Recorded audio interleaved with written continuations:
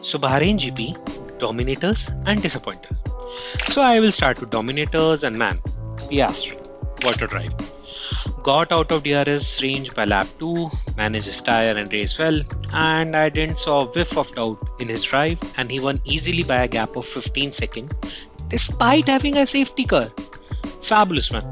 I hope he leads the championship soon as he's just 3 points away. This race showed how good McLaren is when their drivers aren't competing. Piastri did a fab job, so did Norris, but I think they would have been in bad shape if Russell wouldn't have split them. The safety car timing held both Piastri and Norris, and their pit stops and equipment were up to the mark. Cause man, this race had some of the crazy gadget failures all around. Russell needs to be here in Dominators. Slowly and steadily, this guy has made a mark. On the grid, you won't realize, but without winning any race or sprint, he is at P4 in Driver Championship. I wish I could put Leclerc here, but I won't, cause Gasly made it here. P7 in an Alpine and fending off Verstappen till last lap is something should not go unnoticed. So Gasly, if you are saying this, I don't like you much, but you need to be here. Last but not the least, the point picker Ollie Behrman. I know P10 is not a big deal, but P10 in a Haas after qualifying 20th is a huge deal. So kudos, man, you did really well. Now coming to the disappointers, and there will be less drivers and more teams here. I'm tired of putting Ferrari here, but here we are. At one point, they did a good call when Leclerc asked to be on Delta Strat, which means on hard tires, but they said no and put him on medium, and I was like, wow.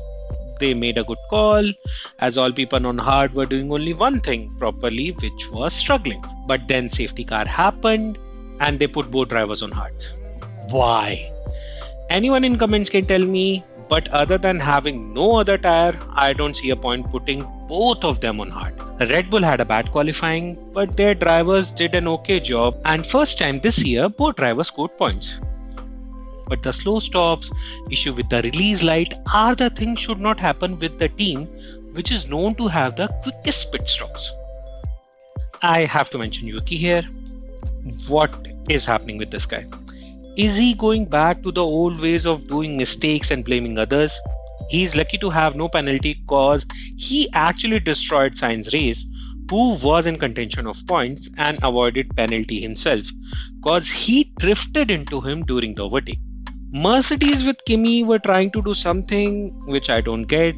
Kimi had a good race, but his pit was soft and safety car didn't help him. So he is out of the points, but that is more of a Mercedes fault, and I hope they learn from it. So that is all for today, guys. And for more F1 content, stay tuned.